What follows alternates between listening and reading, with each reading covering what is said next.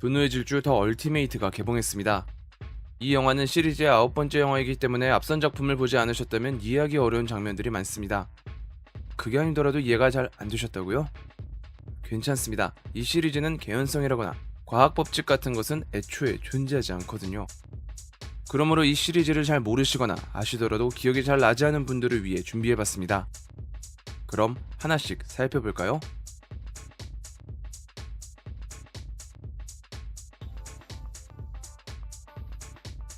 주인공 도미닉 토레토와 함께하는 일행들을 도미닉 패밀리라고 부릅니다. 진짜 가족은 아니지만 그와 같은 유대감을 바탕으로 서로의 등을 믿고 맡길 수 있는 하나의 팀이 되어 무엇이든 함께해왔습니다. 이와 관련된 대부분의 이야기가 영화에서 간략하게나마 언급되기에 이해하는데 큰 무리는 없으셨을 겁니다. We've taken out planes, trains, tanks. I'm not going to even think about the submarine. 영화 중반부 상처 하나 입지 않았다는 천하무적 썰에서 시리즈의 요약을 하듯 어떤 일을 함께 했는지 알려주기도 하니까요. 이들은 다 같이 모여 기도하며 밥을 먹는 전통이 있는데 이번 영화에서도 그 모습이 확인됩니다. 참고로 밥을 먹기 전에 공사 중인 집의 모습이 잠깐 스쳐가는데요. 토레토의 집으로서 원래는 이렇게 깔끔했지만 앙심을 품은 데커드 쇼에게 폭탄 테러를 받으면서 아직 재건축 중인 것으로 보입니다. 눈썰미가 좋으시다면 그 식사 자리에서 코로나 맥주도 보셨을 텐데 시리즈에서 코로나 맥주는 도미닉이 즐겨 먹으며 덕분에 주변 사람들도 함께 마시는 시리즈의 상징이 되었습니다. You can have any brew you want, as long as it's a Corona. 그의 뚝심 있는 취향은 20년이 지나도록 변하지 않았네요. More of a Corona man myself. 그 덕분인지 코로나 맥주를 들고 분노의 질주를 보는 사람이 많다고 합니다. 또 고기를 굽고 있던 산토스의 모습도 볼 수 있었는데 그는 레오라는 인물과 콤비로 다니며 4편부터 도미닉 패밀리로 함께했습니다. 과거 회상을 통해 도미닉이 이들과 어떻게 인연을 쌓게 되었는지도 확인할 수 있었네요. 도미닉과 레티 사이에는 자녀가 있습니다. 레티의 친자식이 아닌 건 영화를 보셨다면 아시겠지만 이 아이는 도미닉과 엘레나 사이에서 태어났습니다. 레티가 임무 중 사고로 죽으면서 도미닉은 엘레나와 새로운 인연을 쌓았지만 알고 보니 레티는 기억을 잃은 채 살아있었다는 게 알려졌죠. 엘레나는 죽은 전 남편을 언급하면서 That was my husband. I would go. 도미닉을 떠나게 해줍니다. 나중에야 그녀가 아이를 가지고 있었다는 게 밝혀졌지만 그녀는 추후에 설명할 사이퍼의 인질이 되어 죽음을 맞이했습니다. 결국 아이는 어머니를 잃고 레티의 손에서 커가게 된 것이죠. 도미닉은 자신의 자녀를 보고 리틀 비라고 부르는데 이는 브라이언 오코너의 이름을 따오며 붙인 애칭입니다. Everyone, meet Brian. 브라이언 오코너는 도미닉과 뜨거운 우정을 나눈 사이로 도미닉의 동생인 미아의 남편이기도 합니다. 안타깝게도 이 역할을 맡았던 폴 워커가 사고로 사망하면서 영화에 등장할 수 없게 되었고 시리즈에서도 가족의 행복을 누리며 은퇴하는 장면으로 마무리를 지었는데 비록 그는 떠났지만 이 세계관에서는 존재하고 있다라는 점을 빈자리 하나와 브라이언의 차로 확인할 수 있었네요. 본편에서 브라이언이 언급되는 장면이 하나 더 있었는데 제이콥에게 차 키를 넘기며 언급되는 10 세컨드 카, 일명 10초 차였죠. You know you owe me a 10-second car, right? 브라이언은 당시 위장 신분으로 잠입한 경찰이었기에 도미닉과는 불완전한 사이였고 일련의 사건을 겪고 나서야 새로운 관계를 맺었다는 상징적인 장면이라고 할 수 있습니다. You know what you're doing. I owe you a 10-second car. 제이콥에게도 이 말을 전함으로써 새로운 관계가 성립되었음을 암시하고 있는 것입니다.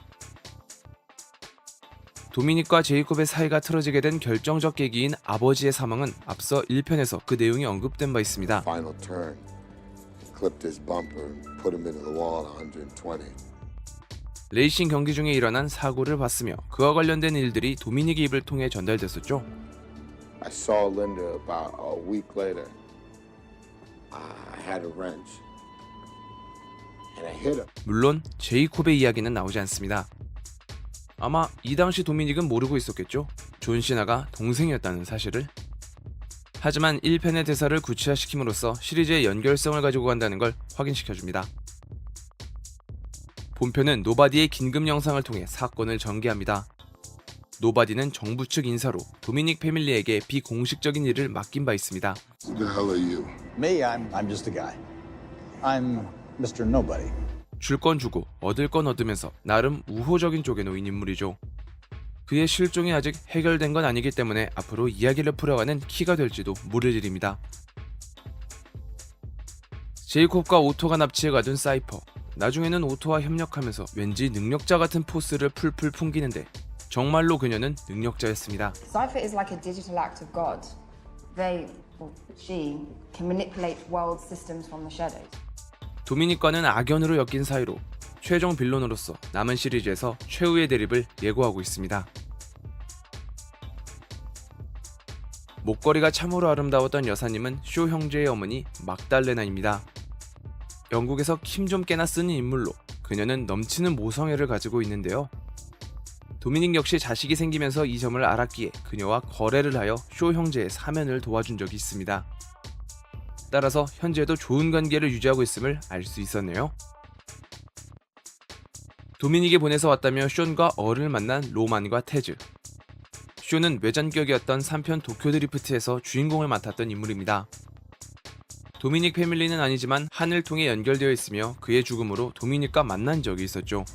We found a couple of things about a crash. 옆에 함께 있는 친구 얼은 숀의 고등학교 동창이며 어렸을 때부터 차 수리와 정비에 관심이 많았기 때문에 이 둘이 이렇게 엮어서 나오는 장면은 3편의 세계관을 한 번 더 끌어안았음을 보여준다고 할 수 있겠습니다. 한이 죽었다고 알고 있었기 때문에 결말부 한을 보고 참 반가워하는 모습이 눈에 확 들어오더라고요. 여기에 덧붙여 한과 멕시코에 대한 이야기는 3편에서 나온 대사로 확인이 가능합니다. Well, you know those old westerns? The cowboys make a run for the border? This is my Mexico. 형제를 이어주는 십자가 목걸이는 1편에서부터 도미닉이 차고 다니던 목걸이입니다. 모든 영화에서 찾을 수 있기 때문에 도미닉 그 자체라는 상징성을 가지고 있는데요. 결혼을 할 때도 이 목걸이를 감싸 걸었고 인질로 잡힌 엘레나와 리틀비에게 목걸이를 두어 지켜주겠다는 다짐을 보여준 바 있습니다. 본편에서는 레티가 차고 있다가 리틀비에게 물려주는 장면이 있었는데 도미닉은 기억을 잃은 레티에게 목걸이를 준 적이 있었으며 마지막 거사를 앞두고 다시 돌아오겠다는 증표로서 건네준 적도 있었습니다. 이 목걸이가 도미닉뿐만이 아닌 토레토 집안의 물건이라는 설정으로 확장되었음을 알 수 있었습니다. 마지막으로 쿠키 영상에서는 데커드 쇼가 한을 만나며 끝이 납니다. 도미닉에게 복수하기 위해 폭탄 테러를 하고 한을 결국엔 죽지 않았으니 시도했던 데커드. 둘의 관계가 참으로 애매한 위치에 놓여있다 보니 이 조가 어떤 결말을 향해 갈지 궁금해집니다. 여기까지 제가 찾을 수 있는 내용들이었습니다. 제가 미처 놓쳤거나 또 여러분이 찾은 새로운 내용이 있다면 댓글로 남겨주세요. 좋아요와 구독 버튼 눌러주시면 영상을 만드는데 큰 힘을 받을 수 있습니다. 그럼 저는 더욱 재밌는 영상으로 다시 찾아뵐게요. 감사합니다.